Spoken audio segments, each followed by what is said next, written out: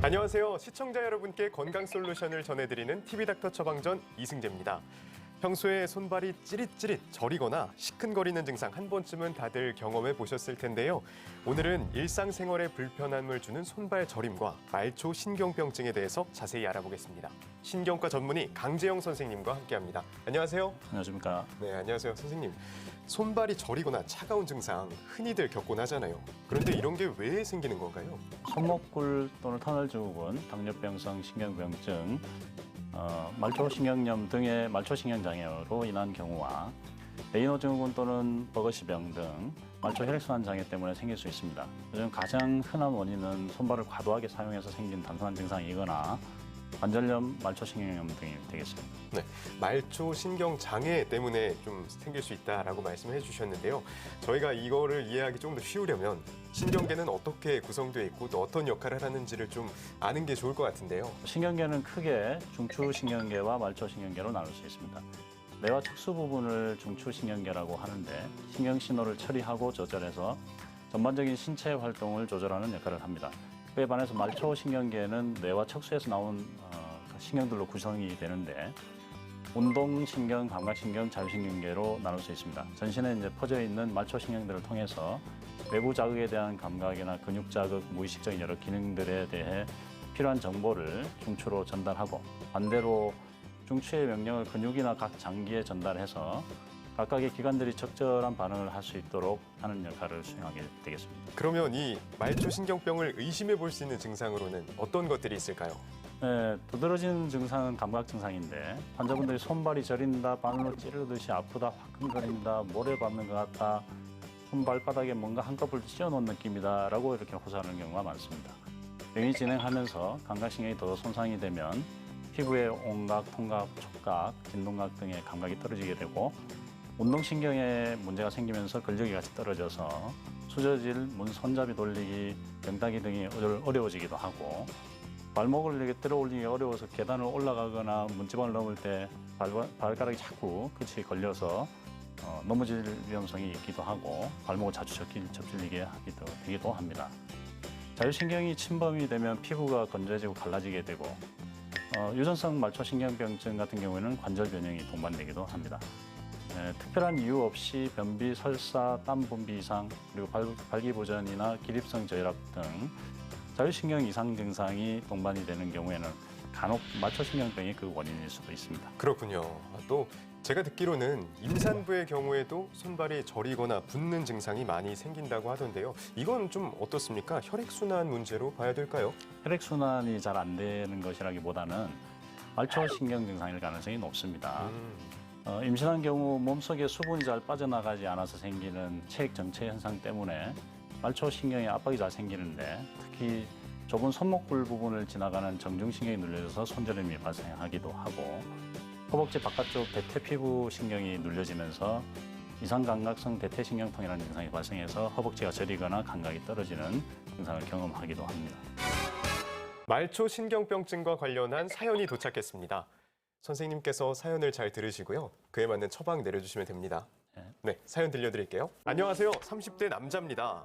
코로나19가 계속되면서 외출이나 여행 가는 것도 쉽지가 않고요. 친구들도 잘 못 만나고 그러다 보니까 집에서 이렇게 혼자 한 잔, 두 잔, 난 늘 술이야.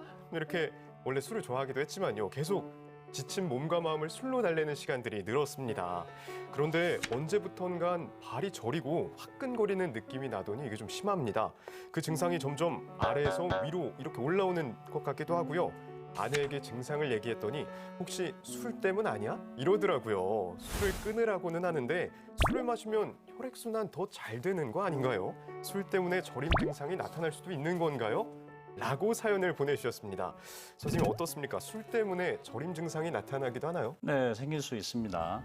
알코올성 말초신경병이 의심되는 상황인데 정확한 발병 기전은 아직 논란이 있지만은 장기간으로 알코올을 다량 섭취해서 생기는 직접적인 독성 때문이라는 의견과 직접적인 독성보다는 알코올과 연관된 영양결핍 중에 특히 엽산이나 티아민 같은 비타민 B군의 결핍으로 유발이 된다는 의견이 있습니다.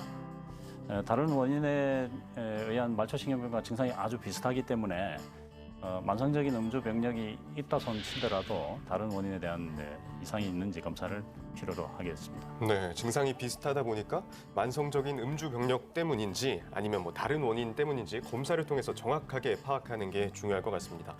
말초신경병, 그러면 이건 진단은 어떻게 하나요? 우선 어떻게 증상이 발생했는지에 대한 병력을 잘 확인해야 되고 주의 깊게 진찰을 해봐서 말초신경병이 의심이 된다 하면 이를 확인하기 위해서 신경전도, 근전도 검사, 자율신경검사 같은 신경생리학적 검사, 그리고 초음파 검사, 혈액 검사와 신경조직 검사를 진행하게 됩니다.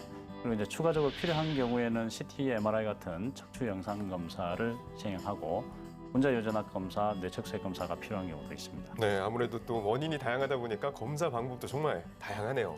네, 그러면 치료 방법도 좀 궁금하거든요. 말초신경 치료는 그 원인에 따라서 달라지게 되겠습니다. 우선 당뇨병성 다발신경병증 같은 경우에는 철저한 혈당 조절이 필수적입니다. 감각신경마비로 인해서 생길 수 있는 당뇨발과 같은 당뇨병성 궤절을 예방하는 것이 중요하겠습니다. 통증과 저림에 대한 대증 치료를 통해서 증상을 완화시킬 수 있습니다. 그리고 비타민 결핍 신경병 같은 경우에는 모자라는 비타민을 당연히 보충을 해줘야 될 것이고, 길랑발해 증후군이나 만성염증 탈수초 다발신경병 같은 면역연관 다발성 신경병은 면역글로불린이나 스테로이드 같은 특별한 치료가 필요할 수 있습니다. 알코올성 말초신경병의 경우는 반드시 금주를 해야 될 것이고 균형 잡힌 식사를 해야 되겠습니다. 선생님, 그리고 손발 저림이 생겼을 때 좀 당황스러울 수가 있잖아요. 이때 좀 주의해야 될 게 있을까요? 한쪽 팔다리만 동시에 저리거나 평상시에는 증상이 없었는데 갑자기 손이 저리기 시작해서 증상 발생 시점을 아주 명확하게 알 수 있는 경우, 그리고 두통이나 어지럼증, 그리고 말이 어눌해지거나 입술이 저리거나 팔다리 힘이 빠지는 증상이 이제 동반되는 경우에는 뇌경색이나 뇌출혈 등 뇌졸중의 가능성이 높기 때문에 가급적 빨리 병원을 찾아보시는 게 좋겠습니다.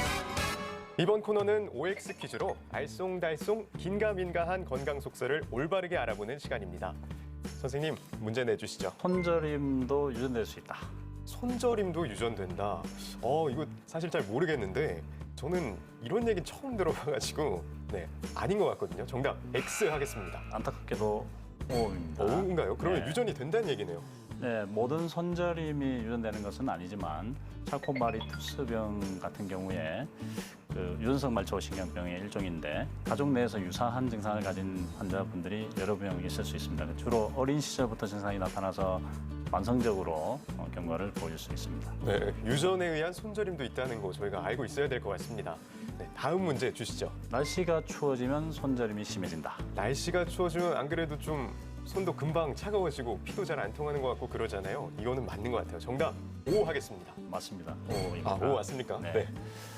간혹 손발 저림이 팔다리 혈관의 혈액순환 장애에 의해서도 나타날 수 있는데 고혈압, 당뇨, 고지혈증 등에 의한 동맥경화증이나 흡연 때문에 생기는 버거시병이나 레이노 증후군 같은 경우가 대표적입니다. 이런 말초 혈액순환 장애에서는 손발 저림 외에도 시린 증상이 같이 동반되는 경우가 많고 찬물이나 추위에 노출이 되면 증상이 악화되면서 손이나 발끝이 하얗게 또는 자주색으로 변하게 됩니다. 그리고 말초신경병증의 경우에는 말초신경에 있는 통각 수용기의 과민 반응 때문에 차가운 자극에 심하게 통증을 느끼게 되거나 레이노 증후군 같은 게 같이 동반이 돼서 증상이 악화될 수 있습니다. 네, 혈액순환 장애인 경우에는 기온에 따라서 또 더 악화되기도 하고 그러네요. 네, 알겠습니다. 그러면 다음 문제 주시죠. 뇌졸중 때문에 손저림이 생길 수 있다. 뇌졸중 때문에 오는 손저림. 어딘가 뭔가 마비되거나 뭔가 감각이 이상해지거나 하는 게 좀 특징적인 증상이지 않습니까? 그래서 맞는 것 같거든요. 정답 O 한번 찍어볼게요. 오, 맞습니다. 맞군요. 그럼 조금만 더 자세하게 설명해 주시죠. 네, 대부분의 뇌졸중의 경우 반신의 감각 이상과 함께 근력저하도 동반이 되는 것이 많지만 감각을 담당하는 뇌 특정 부위에 이상이 생길 경우에는 한쪽 반신이 저린 증상만 생길 수도 있습니다. 드물게는 손저림만 나타나는 경우도 있습니다.